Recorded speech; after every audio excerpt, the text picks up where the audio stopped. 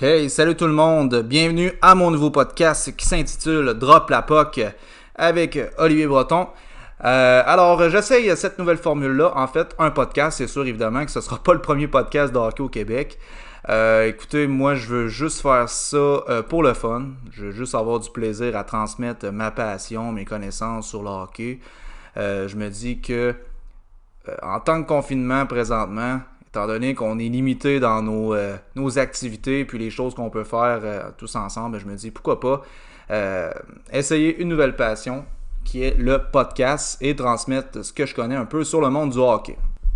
Fait que je me suis dit qu'en même temps, là maintenant, on est à quelques jours près du repêchage de la Ligue nationale de hockey qui va se tenir à Montréal mardi prochain en fait. Alors je me suis dit, c'est vraiment une situation idéale pour démarrer un podcast. Je me suis dit, pourquoi pas faire un mock draft, c'est-à-dire choisir les joueurs que si moi, en fait, j'étais directeur général et si je me mettais dans la peau des différents directeurs généraux de la Ligue nationale, quel joueur je prendrais, tout dépendant évidemment de la position. Alors, mon but dans ce premier podcast, ça serait premièrement de vous parler de chaque joueur qui vont être sélectionnés durant l'encamp 2020, mais également je vous dirais aussi de voir quels sont les besoins de chaque équipe, être capable de voir si ce joueur-là pourrait fitter ou non dans sa nouvelle équipe et quel rôle il pourrait remplir dès l'an prochain ou peut-être dans quelques années. Ouais, alors avant de débuter et d'analyser chaque joueur et chaque sélection, si on prend un moment pour analyser le draft en général, là, moi je dirais que cette année, le repêchage de 2020, c'est un repêchage qui est assez bon, je dirais, qui est bien garni en attaquant. Il y a beaucoup de centres et d'ailiers de qualité qui vont probablement percer le top 6 des équipes de la Ligue nationale. Au niveau des défenseurs, c'est peut-être un petit peu plus faible. Moi, je vois deux défenseurs qui peuvent devenir des défenseurs élites dans la Ligue nationale, mais sans en plus, je dirais. Par contre, on peut noter un gardien qui va être probablement un gardien de franchise, un peu à la Carey Price ou à la Andrei Vasilevskiy. Fait que ça, je dirais que ça arrive pas chaque année, là, des gardiens qui sont aussi élites, qui sont aussi prometteurs là, dans un repêchage comme ça et qui risquent d'être... en fait, c'est même pas un risque, selon moi, c'est une certitude que ce gardien-là que je vais nommer tout à l'heure risque d'être repêché probablement dans le top 15 durant le repêchage mardi prochain. Alors, sans plus tarder, on démarre ce fameux mock draft 2020. Qu'est-ce qui va se passer mardi prochain? Évidemment, moi, je dirais là, que ce repêchage-là, il est très imprévisible, étant donné qu'on a beaucoup de bons joueurs, je vous dirais, entre la position 3 à 12, je vous dirais, là, c'est des joueurs qui sont extrêmement intéressants, qui peuvent remplir un rôle important pour leur équipe respective, mais ça va vraiment dépendre, je pense, des besoins de chaque équipe. Puis en fait, chaque analyste a leur opinion sur chaque joueur, puis ça devient très difficile, je vous dirais, de trancher sur quel joueur va être repêché, par exemple, 5e ou 8e ou 9e. Par contre, si on débute le top 3, je pense que le premier qui va être repêché dans ce draft-là, c'est indéniable. En fait, c'est même pas une question. Il s'agit de l'attaquant de l'Océanique de Rimouski, l'ailier gauche Alexis Lafrenière, né le 11 octobre 2001, originaire de Saint-Eustache, le petit gars de Saint-Eustache qui a tout prouvé, je vous dirais, dans la Ligue junior majeure du Québec. 3 saisons avec l'Océanique de Rimouski. Une production à son année recrue de 80 points en 60 matchs. Et la première affaire, je vous dirais qu'on avait remarqué à cette époque-là, on connaissait déjà le potentiel énorme d'Alexis Lafrenière, on se rappelle déjà en 2017, mais ce qu'on avait remarqué le plus, je vous dirais, c'était sa production au niveau des buts. 42 goals en 60 matchs. Alors, c'était quand même une très bonne production à l'âge de 16 ans. Là. Fait qu'on savait que c'était un joueur quand même assez exceptionnel. Puis il a juste jamais dérougi là. Lors de sa deuxième saison, sa troisième saison, même chose, des productions assez semblables. Il a toujours continué de progresser. Fait que 105 points en 61 matchs en 2018-2019, puis cette année, en fait, jusqu'à temps que la saison soit écourtée par la pandémie, le confinement là, qu'on connaît. Mais 112 points en 52 matchs. Il a totalement dominé la Ligue canadienne de hockey dans le junior.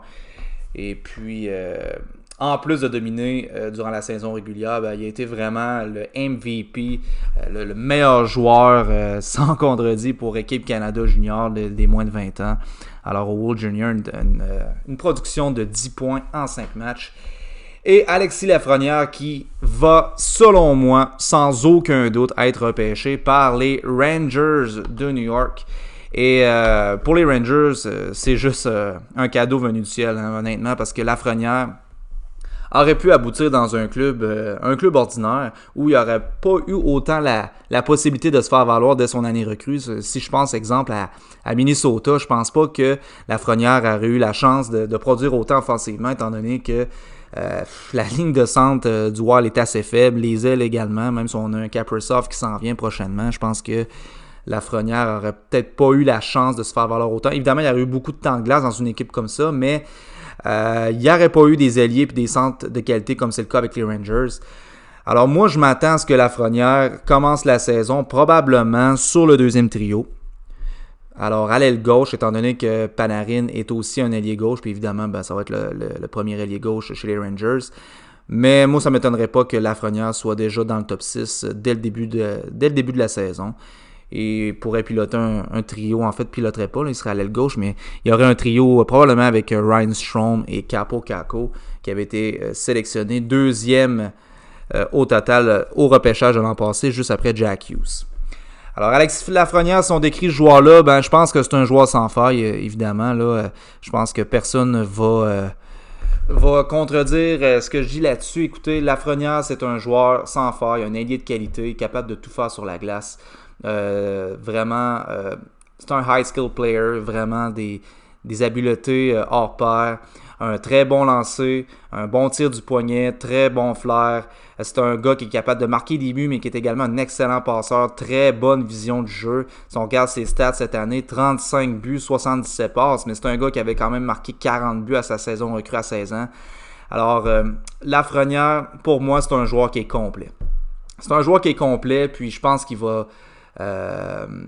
c'est l'élite, c'est la future élite de la Ligue nationale. Moi, si j'avais à faire des comparaisons avec des joueurs actifs, le premier qui me vient en tête, c'est un certain Jonathan Huberdeau. Moi, je pense que Lafrenière peut devenir un certain Jonathan Huberdeau, mais je dirais peut-être meilleur qu'Huberdeau avec un peu plus de chien. Beaucoup de caractère, un joueur qui est combatif, qui va aller dans les coins, qui va terminer les jeux, qui va être physique aussi, 6 pieds 1, 194 livres, il a quand même une bonne charpente déjà à son âge, il va continuer à prendre de la masse. Fait que pour moi, Lafrenière, c'est un package deal. C'est un joueur que je pense on sait à quoi s'attendre dès le début. Comment je dirais, c'est un joueur qui, on le sait qu'il n'y aura pas de problème.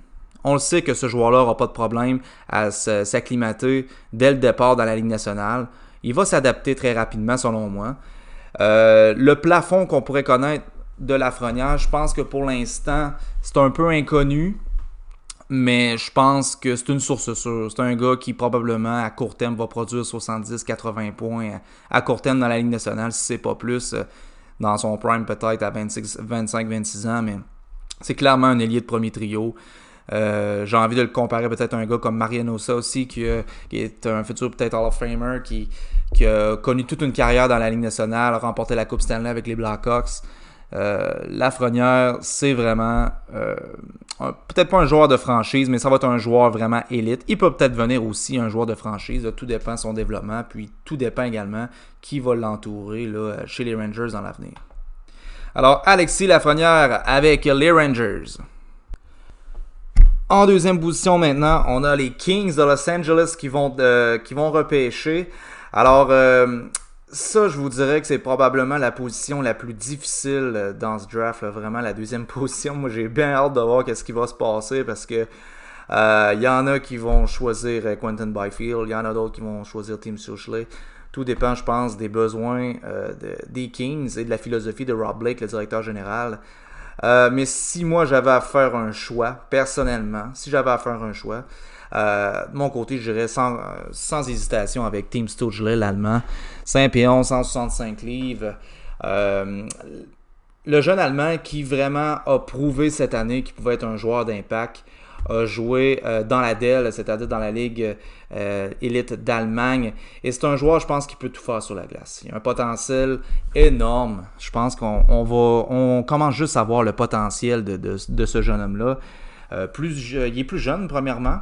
Tim Stutzle, il est pratiquement 1 an plus jeune que Alexis Lafrenière.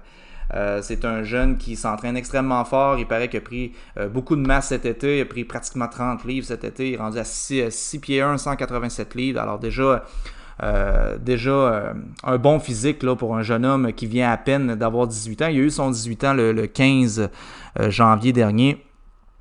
Alors, 34 points en 41 matchs dans la Ligue élite d'Allemagne, la DEL. Fait que c'est quand même une ligue qui est quand même bonne. Hein? C'est pas une ligue de broche à foin. Là, c'est une ligue que je caractériserais peut-être je vous dirais peut-être 4 ou 5e meilleure ligue au monde, j'ai envie de dire, la DEL. Là. Fait que c'est pas une mauvaise ligue. Et Tim Stützle, quel genre de joueur c'est? Ben, je pense que, encore une fois, c'est vraiment un package deal. C'est un joueur qui a des habiletés énormes. Il est capable de tout faire avec la rondelle. Les mains très habiles, très rapides. Un bon coup de patin. Il y a un lancer, je vous dirais, un peu décent. C'est pas un lancer qui fait partie de l'élite présentement. Fait que s'il y a une lacune à travailler, je pense que ça serait celle-là. Mais sinon, c'est un joueur qui peut être très explosif, extrêmement intelligent avec la rondelle, une bonne vision de jeu. Il est capable d'être très productif sur l'avantage numérique et il a vraiment montré une belle progression durant sa saison avec les Eagles de Mannheim dans la DEL. Et Tim Stützle, je pense que chez les Kings, pourrait remplir un rôle très très important. On a un Anze Kopitar qui commence à vieillir. Oui, on a un peu de relève au centre avec les Gabe Vilardi puis les Alex Turcotte. Mais tu sais, il reste que les Kings profiteraient énormément de la présence de Tim Stützle. Je crois que Stützle aurait tout intérêt, selon moi, à se diriger vers un club comme les Kings, contrairement à un club comme les Sénateurs, parce que Stützle serait probablement, dès le départ, mieux entouré par des vétérans. Là.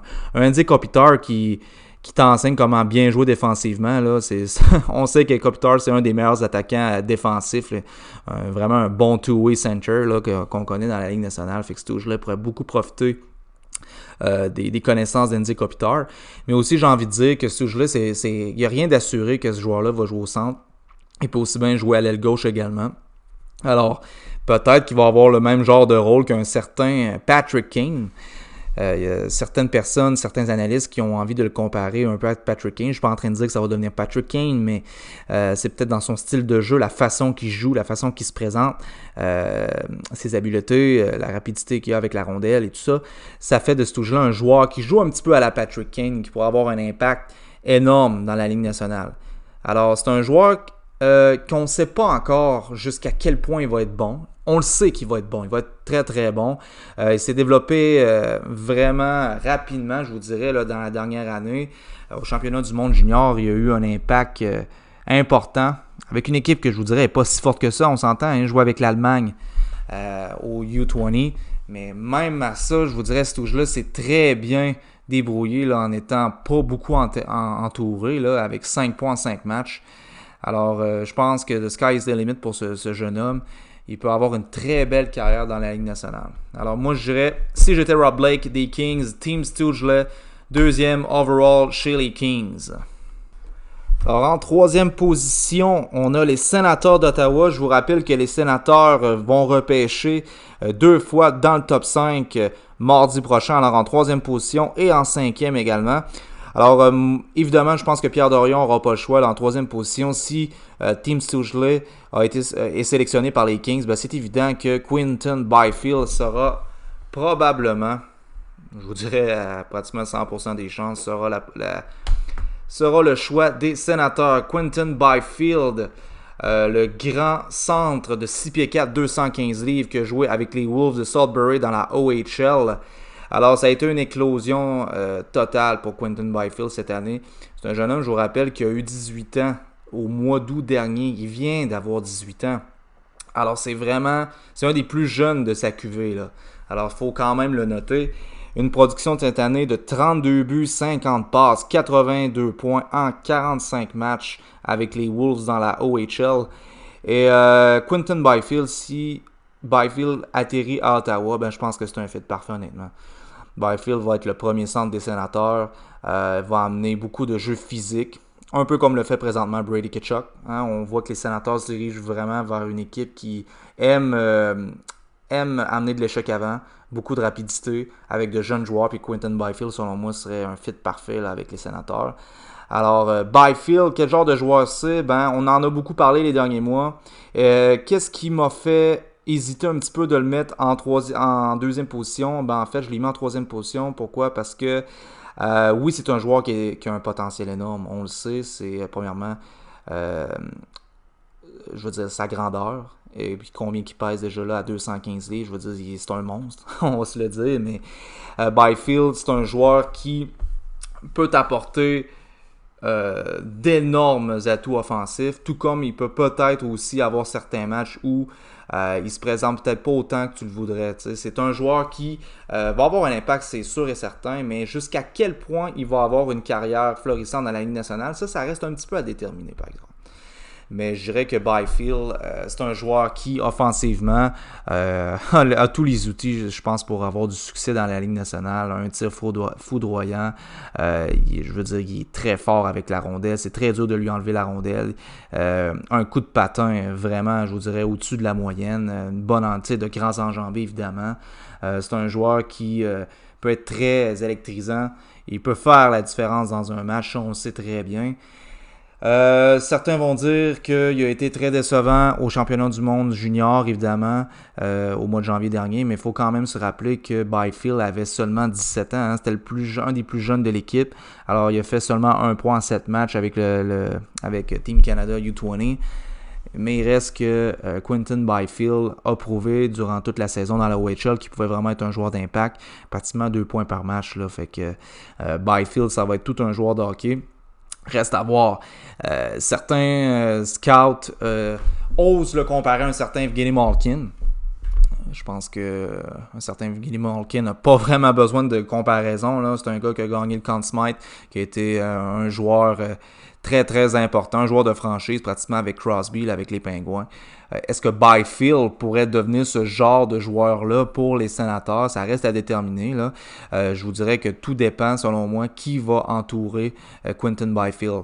Alors, pour ceux qui sont amateurs de pool et qui sont amateurs tout simplement qui suivent en fait les jeunes joueurs qui seraient prêts à prendre un certain Byfield dans leur pool de hockey, mais moi je vous dirais peut-être d'attendre un petit peu là, parce que c'est un joueur qui va continuer de se développer. Puis si j'étais Pierre Dorion, si j'étais l'organisation des Sénateurs d'Ottawa, mais moi j'attendrais un petit peu avant de laisser Byfield faire le grand saut dans la Ligue nationale.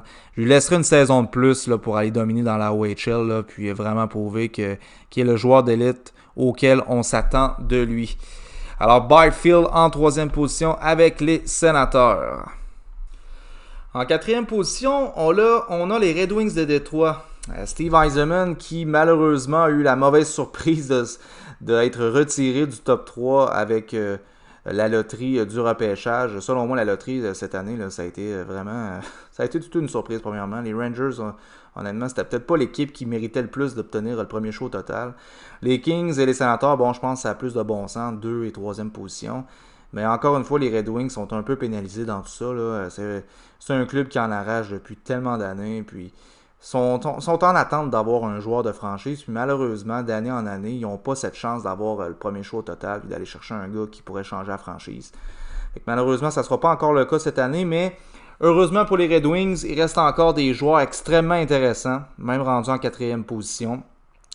Et là, c'est là que les scouts, les analystes qu'on retrouve sur les sites d'experts ou encore à TSN ou à Sportsnet, les analystes réussissent pas à avoir un choix unanime en 4e position pour les Red Wings.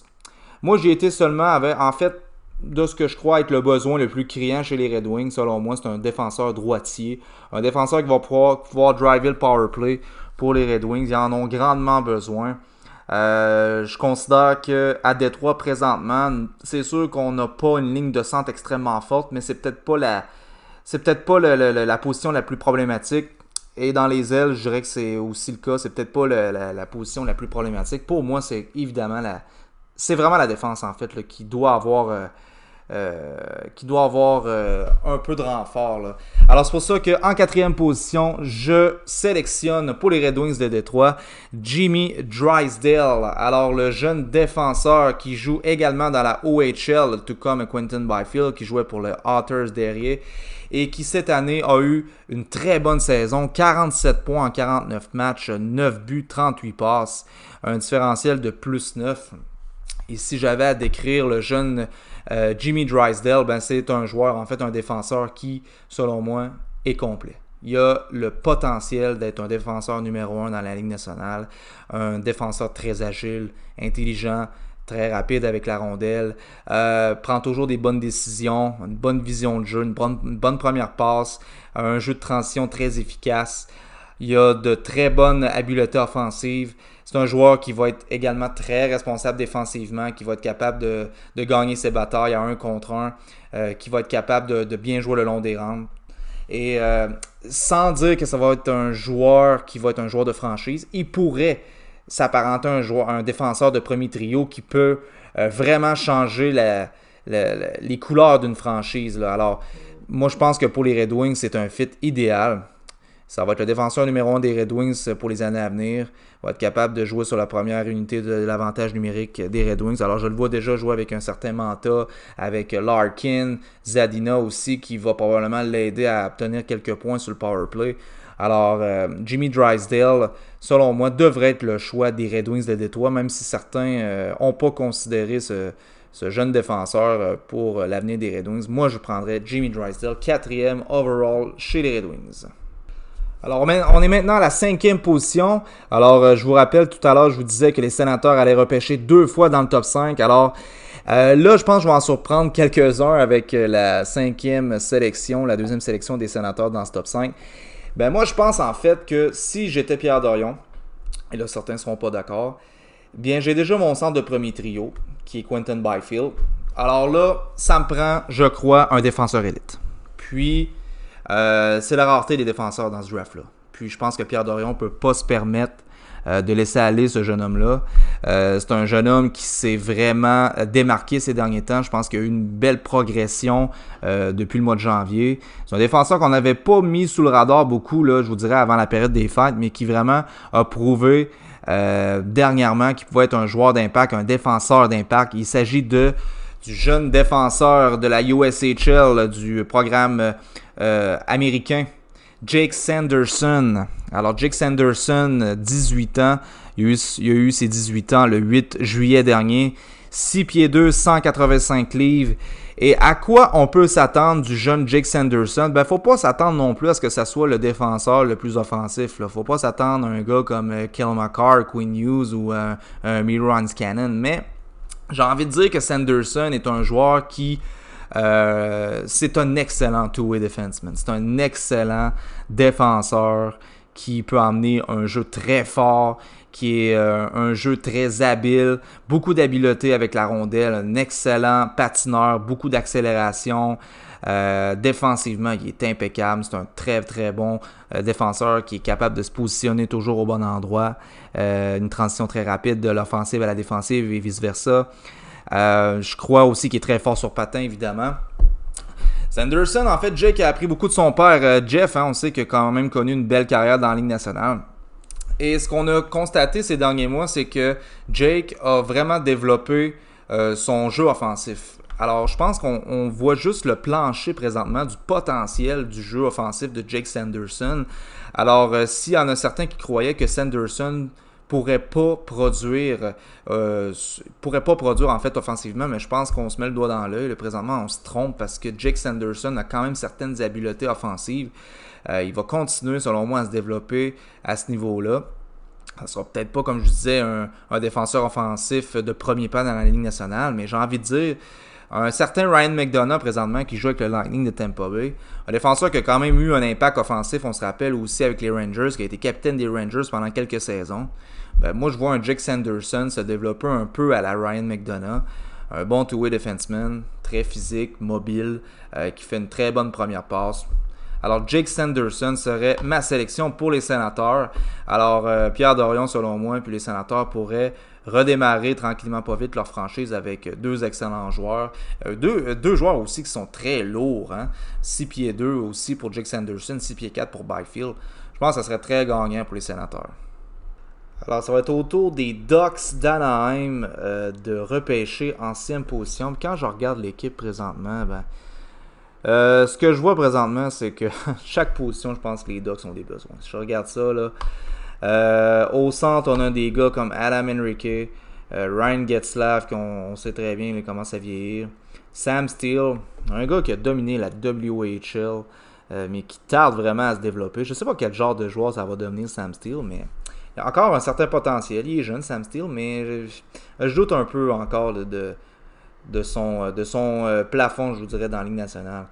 Isaac Landestrom, selon moi, sera probablement pas un centre d'impact non plus. Fait que, si je regarde la ligne de centre, les Ducks ont des besoins. Puis à l'aile, c'est un peu la même chose. Reichel, Silverberg, Milano, Heinen. Pas des mauvais gars, mais c'est pas... je regarde le top 6 de cette équipe-là, dans les ailes, cette équipe-là a beaucoup de besoins également. Là. Puis défensivement, je vous dirais peut-être que c'est un petit peu moins pire avec les Gunbranson, Lindholm, Manson, Fowler, mais il reste que, bon, c'est pas non plus la défensive la plus efficace de la Ligue nationale, mais je vous dirais que c'est peut-être un peu moins problématique là, chez les défenseurs pour les Ducks. Alors, si j'avais à faire un choix, je vous dirais soit on y va avec un allié de qualité ou un centre de qualité. Puis rendu là, moi, si j'ai à choisir, j'irai avec le meilleur joueur disponible chez les Ducks. Évidemment, ça c'est dans l'optique que les deux défenseurs ont été repêchés déjà, puis qu'on a déjà Lafrenière, Stutzle et Byfield qui ont été repêchés également. Fait que là, du côté des Ducks, moi, si j'étais eux et que j'étais dans cette situation-là, j'irais avec le centre des Ottawa 67s de la OHL, Marco Rossi. Un jeune, en fait, qui a tout cassé, il a tout raflé dans la OHL cette année. Une production vraiment à couper le souffle de 120 points en 56 matchs, 39 buts, 81 points. Certains vont dire, bon, écoutez, Rossi vient d'avoir 19 ans. Et il a eu 19 ans le 23 septembre dernier. Alors, on va dire, oui, effectivement, c'est un late. C'est pas le joueur le plus jeune de sa QV. Certains vont dire que lorsqu'il avait 18 ans dans la OHL l'année passée avec la même équipe, il a fait 65 points en 53 matchs. C'est là qu'il aurait dû avoir une éclosion un peu à la Lafrenière ou à la Byfield. Fait que c'est peut-être ce qui explique présentement pourquoi Rossi, il n'y a rien qui fait... En fait, on fait pas l'unanimité là, sur le cas de Rossi. Là. On ne sait pas à quelle position il va être repêché. C'est sûr que ça va se situer entre la 5e et la 10e position, mais il reste à voir quel directeur général va faire confiance à ce jeune homme. C'est pas le gars le plus imposant, hein, 5 pieds 9, 187 livres. Par contre, il paraît que c'est un jeune joueur qui joue comme s'il était gros, comme s'il était pesant. C'est un jeune qui est très discipliné, s'entraîne beaucoup, est extrêmement respecté de ses entraîneurs. Un joueur qui est très responsable défensivement. Il a un différentiel de 69, plus 69 cette année avec son équipe. C'est un excellent two-way center. Il risque probablement d'obtenir de très bonnes statistiques dans la Ligue nationale. Reste à voir quelle équipe va obtenir ses services. Mais Marco Rossi, c'est un joueur qui est extrêmement intelligent avec la rondelle, de bonnes habiletés, de très bonnes mains, très agile. C'est un joueur qui peut tout faire en fait sur la glace. C'est un joueur qui peut faire la différence dans un match selon moi. Alors c'est un des plus beaux talents bruts offensivement de ce repêchage-là. Si j'étais les Ducks en 6e position et que j'ai un gars comme Marco Rossi qui est sur le marché, en fait qui est disponible, moi j'hésite pas du tout. J'y vais avec Marco Rossi. Et les Ducks de cette façon-là réussiraient, selon moi, à obtenir leur centre de premier trio. On sait qu'il y a un certain Travis Zegras également. Travis Zegras, en fait, qui a été repêché l'an passé aussi dans un rang similaire. Là. Je ne me rappelle pas lequel en particulier, là, mais c'est pas mal dans un rang similaire. Puis, ça réglerait des problèmes chez les Ducks. On aurait littéralement les deux premiers centres. Fait que Zegras, Rossi, qui vont piloter tous les deux le top 6 des Ducks. Adam Henrique n'en a pas selon moi pour encore bien longtemps. Reichel va être là pour un bout. Silverberg, il lui reste encore quelques années. Heinen qui a été acquis des Bruins de Boston. Alors, je pense que ça pourrait créer un top 6 un peu plus intéressant chez les Ducks.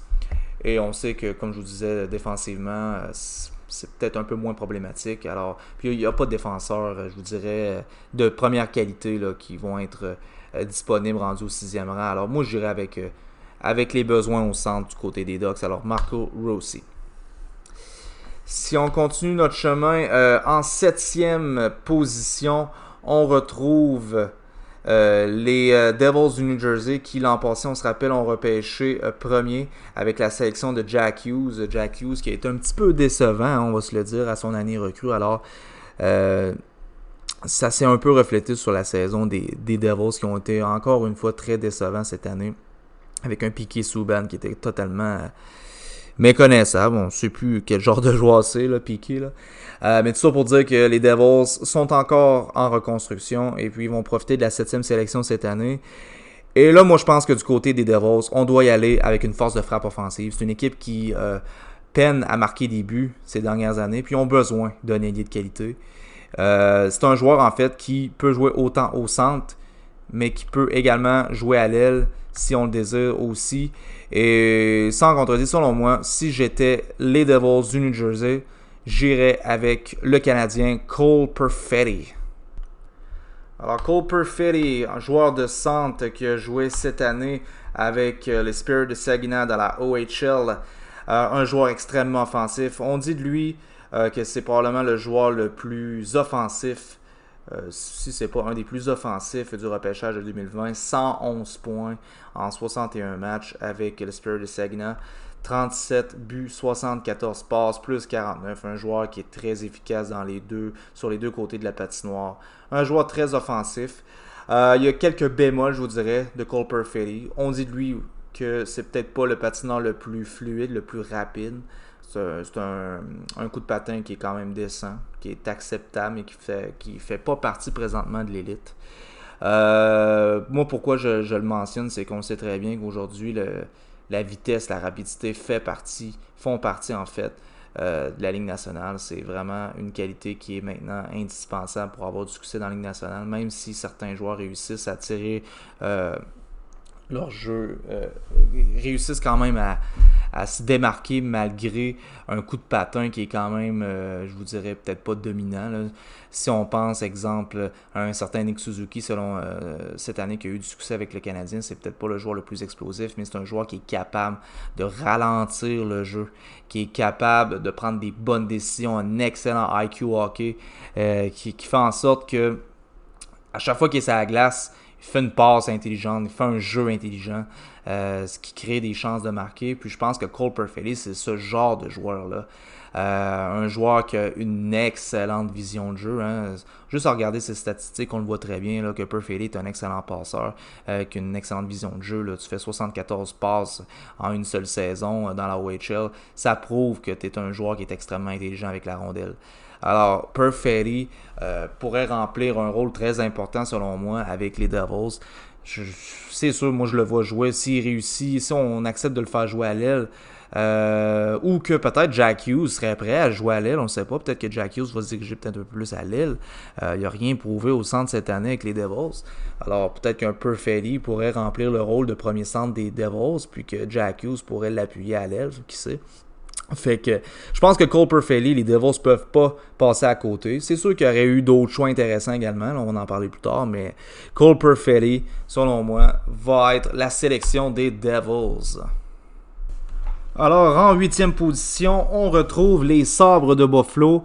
Les Sabres de Buffalo qui repêchent pratiquement toujours dans le top 10 depuis plusieurs années. On sait que les Sabres, dans le passé, ont repêché des gars comme Jack Eichel ou Rasmus Dahlin ou encore Casey Mittelstadt, Alex Nylander, sans nommer les autres aussi, Dylan Cousins également qui avait été repêché dans le top 10 l'an passé.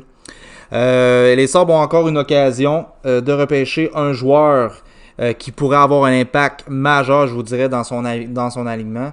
Et je peux pas passer à côté du jeune Suédois Lucas Raymond, un des joueurs, un des fabricants de jeux les plus talentueux, je vous dirais, de cette QV 2020. Un des meilleurs patineurs, une excellente manière de rondelle.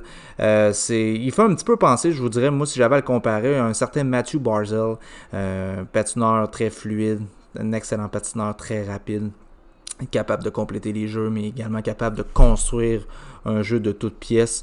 Je crois que Lucas Raymond a tous les attributs pour être un ailier de premier trio. Reste à voir, ça va être quoi son plein potentiel en fait, parce que présentement, Lucas Raymond joue dans la SHL, 5 pieds 10, 161 livres. Il est déjà à sa troisième saison, son troisième séjour dans la SHL avec le HC de Frölunda. 2 points en 4 matchs depuis le début de la saison 2020-2021. L'an passé, il avait fait 10 points en 33 matchs. Ça peut paraître peu, mais il faut se rappeler quand même que la SHL, c'est dans les meilleures ligues au monde, hein, une des meilleures ligues d'Europe. Alors, Lucas Raymond, qui a déjà été capable de se démarquer depuis son arrivée chez les professionnels. Alors, moi, si j'étais les Sabres, on y va avec Lucas Raymond en 8e position. Maintenant, en 9e, le Wild du Minnesota. Une équipe qui a liquidé beaucoup de joueurs depuis le début de l'été. On pense notamment à Rick Stahl qui a quitté, Mikko Koivu également qui quitte le Wild. Alors, le Wild se doit de se garnir d'espoir de joueurs de qualité qui vont relancer la franchise. Et du côté du Wild, je crois qu'on doit y aller avec une source sûre.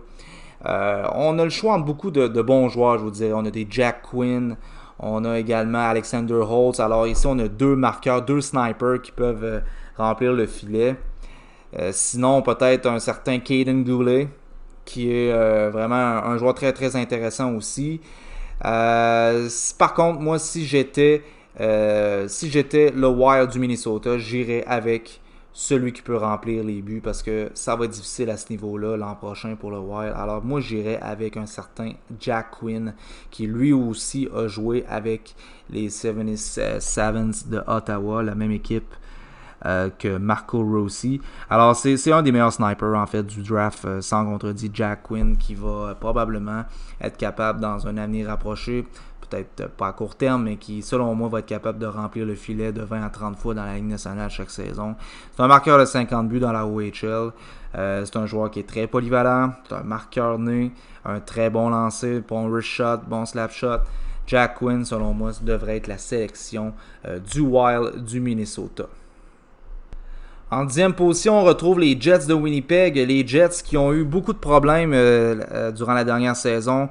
On sait que les Jets ont perdu énormément de plumes en défensive. Si on pense à Dustin Byfuglien qui ne sera pas de retour avec l'équipe. Les pertes de Tyler Myers ont fait très mal aussi. On pense à Ben Chariot.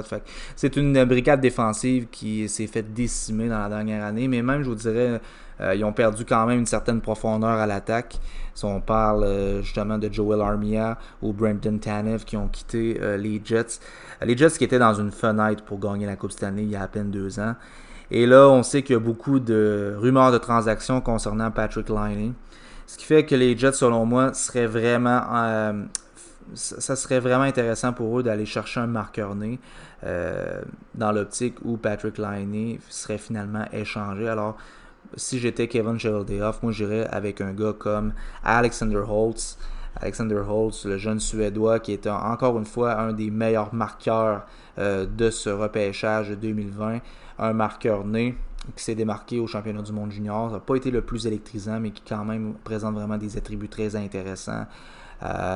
C'est vraiment sa marque de commerce, là. C'est un ailier qui est très talentueux, un tir foudroyant, bon gabarit.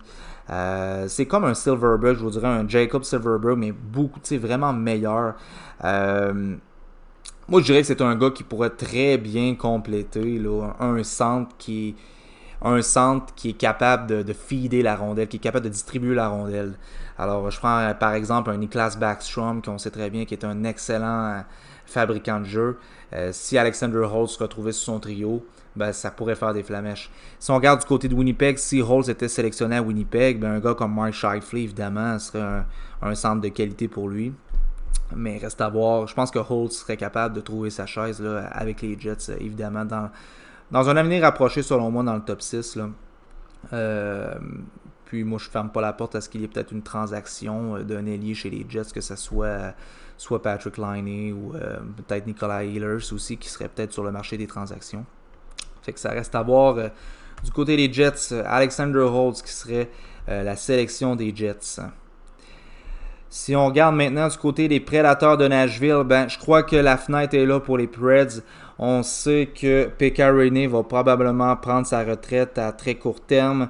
Ils ont Saros dans les buts, mais c'est peut-être pas le gardien de concession que les Prédateurs auraient besoin présentement. Alors, moi, je crois que c'est l'occasion rêvée pour les Prédateurs de sélectionner le gardien de franchise de cette QV 2020. Et là, vous me voyez venir un petit peu. Yaroslav Askarov, le jeune gardien russe, qui n'a pas eu une performance ultra dominante au championnat du monde junior, mais qui a vraiment démontré dans la dernière année qu'il possédait tous les attributs pour devenir un gardien de but de franchise, un peu à la Carey Price, à la Andrei Vasilevski, très imposant devant les buts. Moi, je pense que tout ce qu'il faut, ce jeune gardien-là, pour devenir extrêmement dominant dans la Ligue nationale. Il est vif, athlétique, combatif, il anticipe beaucoup le jeu. Il est vraiment à un niveau élite. Alors, c'est rare qu'on voit des gardiens de but se faire repêcher dans le top 15. On a vu Spencer Knight l'an passé avec les Panthers. Mais je crois que Yaroslav Askarov va aussi faire partie de ce top 15. Et selon moi, ça va être les Prédateurs de Nashville. En fait, je pense que ça serait une équipe candidate pour obtenir les services de Askarov. Même si j'aurais vu aussi une équipe comme, mettons, les Sabres de Buffalo qui aurait pu profiter également des services de Askarov, mais selon moi, les Prédateurs seraient très bien placés à cette position-là pour repêcher le jeune gardien russe. Maintenant, si on regarde par la suite, on a les Panthers de la Floride en 12e position. Il reste encore de très bons choix. Si on pense à Anton Lundell, le jeune centre finlandais, pas le plus offensif. Je vous dirais c'est un bon two-way center. Un gars un peu, je vous dirais, à la Kopitar, mais avec beaucoup moins, je vous dirais, d'upside offensif. Selon moi, il va faire une très bonne job dans les deux côtés de la patinoire et je crois que ça pourrait très bien profiter chez les Panthers. Je crois que les Panthers, présentement, cherchent un vrai centre de deuxième trio. Pendant longtemps, ils ont eu Vincent Trocheck qui a fait un excellent travail comme deuxième centre, mais malheureusement, là, finalement, on le sait, ils ont échangé Trocheck aux Hurricanes à la date limite des transactions. Et depuis ce temps-là, je vous dirais, les Panthers sont peut-être à la recherche d'un vrai deuxième centre qui va remplir un mandat peut-être un peu plus défensif. Puis je pense que c'est quelque chose qui manque un peu à l'organisation des Panthers. Sur papier, c'est une équipe qui peut remplir énormément le filet. T'sais, on sait qu'il y a un gars comme Barkov qui est un très bon two-way center mais avec un très gros upside offensif, un Huberdeau, mais il y a peut-être quelques joueurs offensifs qui vont quitter le navire aussi. Là. Alors ça va être important que les Panthers deviennent beaucoup plus solides défensivement. Puis je pense qu'un gars comme Anton Lundell pourrait aider la franchise à devenir plus solide défensivement. Un jeune centre qui est capable de jouer dans les deux sens de la patinoire. Alors, nous serions rendus à la 13e sélection, celle qui appartient aux Hurricanes de la Caroline. C'est assez surprenant quand même de voir les Hurricanes repêcher 13e. C'est une équipe qui est déjà très bien garnie, qui a déjà un très bel avenir, beaucoup de jeunes joueurs très prometteurs. Qu'on pense à Martin Necas, qu'on pense également à Sébastien Aho qui est encore très jeune, Andrei Svechnikov, et on en passe évidemment une défensive déjà très efficace, une des meilleures, une des plus jeunes et dynamiques de la Ligue nationale. Les Hurricanes en fait n'ont pas beaucoup de failles, je dirais peut-être à part dans les buts, alors peut-être que les Hurricanes seraient tentés également d'obtenir Askarov s'il est disponible à leur position, mais si c'est pas le cas, les Hurricanes pourraient aussi profiter d'un attaquant, un potentiel attaquant top 6 qui joue au centre, mais qui peut jouer également comme ailier droit. Il s'agit de l'attaquant dans la WHL, Seth Jarvis. Seth Jarvis, à quoi ça consiste ce jeune homme? En fait, c'est un jeune homme qui est un attaquant de puissance. Un attaquant de puissance avec beaucoup d'upside offensif, un bon rythme offensif. Il a fait 63 points à ses 26 derniers matchs avec Portland. Alors, c'est un jeune qui est une vraie bombe à retardement, j'ai envie de dire. C'est un jeune qui est un peu méconnu. On n'a pas beaucoup entendu parler dans les mock drafts et selon les analystes, mais Seth Jarvis a vraiment les atouts pour devenir un mélange peut-être de Mitch Marner, de Braden Point ou d'Artemi Panarin. Je ne suis pas en train de dire qu'il va devenir un de ces trois gars-là, mais il y a des upsides de ce genre de joueurs-là. Alors, reste à voir, mais Seth Jarvis, c'est un joueur qui est très explosif. C'est un joueur aussi qui peut emmener beaucoup de caractère, un dynamisme sur la glace, fait preuve aussi de leadership, très bon patineur, très bon lancer. Alors, je crois que Seth Jarvis serait un très bon choix pour les Hurricanes. Je dis pas qu'on a des problèmes au centre ou à l'aile chez les Hurricanes, mais par contre, un gars comme Jordan Staal, qui joue sur la ligne de centre pour les Hurricanes, commence à vieillir quand même. Fait que ça serait pas une mauvaise chose pour les Hurricanes d'obtenir peut-être les services d'un gars comme Seth Jarvis. Alors, reste à voir. On sait que Sebastian Aho est capable de jouer au centre, joue au centre. On a Martin Necas également. Jarvis pourrait peut-être s'adapter à l'aile droite. Fait que je pense que ça sera un bon fit pour les Hurricanes. Seth Jarvis de la WHL qui joue avec Portland. Ensuite, si on regarde en 14e position, on retrouve les Oilers d'Edmonton. Et là, ça va se corser un petit peu. Écoute, les mock drafts, on n'a jamais le même genre de résultat rendu à la 14e, 15e, 16e rang. Mais si je regarde les besoins des Oilers, je pense que c'est une équipe qui a voulu se renforcer en défensive ces dernières années. Ils ont obtenu Broberg l'an passé. Il y a 2 ans, c'était Evan Bouchard. Je pense que les Oilers vont encore y aller avec un jeune défenseur qui se nomme Braden Schneider. Braden Schneider qui est un défenseur beaucoup plus, je vous dirais, stay home.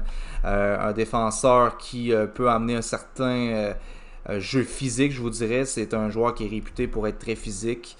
Ça ne sera pas celui qui va amener le plus d'atouts offensifs par contre. Mais je pense que dans le cas des Oilers, ce serait le genre de joueur qui aurait besoin, parce que on sait que les Oilers, c'est une équipe qui est capable de marquer des buts, qui se fie beaucoup sur le talent de Connor McDavid et Leon Draisaitl, mais qui peine, je vous dirais, ils n'ont pas un gardien qui est très très dominant non plus, on va se le dire. Alors, ils ont besoin d'une défensive un peu plus hermétique. Puis je pense qu'un gars comme Braden Schneider, 6 pieds 2, 202 livres, déjà mature physiquement. 42 points en 60 games l'année passée avec le Wheat Kings de Brandon dans la WHL. Alors, c'est quand même des statistiques respectables, mais ça ne sera pas une menace. Ça ne sera pas un défenseur à caractère offensif, je dirais, là, dans la Ligue nationale. Mais Braden Schneider pourrait être une sélection très intéressante pour les Oilers en 14e position. En 15e, on a les Leafs de Toronto qui ont en fait obtenu le choix des Penguins de Pittsburgh. Et là, je vais peut-être en surprendre plusieurs avec cette sélection-là. C'est pas un jeune de qui on a entendu beaucoup parler dernièrement. On s'enligne du côté de la Russie. Rodion Amirov, l'ailier gauche. C'est un gars, en fait, un ailier gauche qui peut très bien, un bon coup de patin premièrement, très bon lancer. Il y a eu un excellent début de saison dans la KHL. Fort probablement que c'est un jeune qui va pouvoir percer l'alignement des Leafs, si évidemment il est repêché par les Leafs. Je vous dirais à très court terme parce qu'on a besoin d'ailiers de qualité, d'ailiers top 6 chez les Leafs. Alors pourquoi pas, Rodion Amirov qui a déjà fait un séjour dans la KHL. Alors, ça ne m'étonnerait pas que ce jeune soit repêché dans les 15 premiers et qu'il puisse peut-être avoir la chance, tout dépendant de son séjour dans la KHL, mais qu'il puisse avoir la chance de percer l'alignement d'une équipe qui a besoin peut-être d'un ailier top 6. Alors, ça serait ma sélection pour les Leafs. Et j'arrive finalement au 16e rang, le dernier rang que je vais expliquer et analyser, étant donné que c'est le rang du Canadien de Montréal. Alors, Marc Bergevin qui aura un choix difficile à faire, je vous dirais. Rendu à cette position, on a un gars comme Caden Goulet qui aurait été intéressant, Noel Gunler également. Mais je pense qu'on ne peut pas passer à côté de l'attaquant des Voltigeurs de Drummondville dans la LHJMQ, Dawson Mercer. Un ailier droit qui joue déjà depuis... En fait, c'est sa 3e saison dans la Ligue junior majeure du Québec. En fait, il vient tout juste de démarrer sa 4e saison. Avait été échangé au Saguenayens de Chicoutimi. Alors, l'an passé, Dawson Mercer a produit 42 points en 26 matchs avec les Voltigeurs de Drummondville et 18 points en 16 matchs avec Chicoutimi. Et déjà, il était quand même sur une bonne lancée avant l'arrêt des activités dans la GMQ causées par le confinement là, qu'on a appris cette semaine. 3 points en 2 matchs du côté de Chicoutimi. Mercer, en fait, quel genre de joueur c'est? 6 pieds, 180 livres. Un joueur, en fait, qui aurait peut-être un talent un petit peu à la Jonathan Toews. Je m'explique. C'est pas un Toews, mais je suis en train de dire plutôt que c'est un two-way, un attaquant qui est très, très fiable défensivement, mais qui a certains atouts également offensifs. Très bon lancer, un bon coup de patin. C'est un joueur aussi qui est très combatif, qui est capable de travailler dans les coins, un bon forecheck. Me fait penser un petit peu à un certain Travis Konechny. C'est un joueur c'est un talent, c'est quelqu'un qui ne lâchera jamais, qui a une très bonne éthique de travail, c'est un joueur très intelligent. Est-ce qu'il pourrait bien fitter à Montréal? Moi, je pense que oui, honnêtement. Je pense que le Canadien profiterait d'un ailier qui pourrait peut-être jouer dans le top 9, on ne sait pas, hein, qui pourrait amener un certain caractère au jeu du Canadien. Fait que moi, je pense que ça serait un bon fit pour la philosophie. En fait, ça fit très bien avec la philosophie du Canadien de Montréal. Un jeu physique, responsable, très bon défensivement. Peut-être pas le plus offensif, mais il est quand même capable de marquer quelques buts. Comme on le voit dans ses statistiques cette année, là. Alors, Dawson Mercer, je pense que ça serait une sélection intéressante pour le Canadien. Reste à voir, par contre, si Marc Bergevin va échanger le 16e choix au total. Il y a eu certaines rumeurs à ce niveau, mais je ne penserais pas. C'est très rare, habituellement, que Bergevin fait ce genre de transaction-là. Là, on ne l'a pas vu dans le passé transiger son premier choix au total. En fait, son choix de première ronde, là.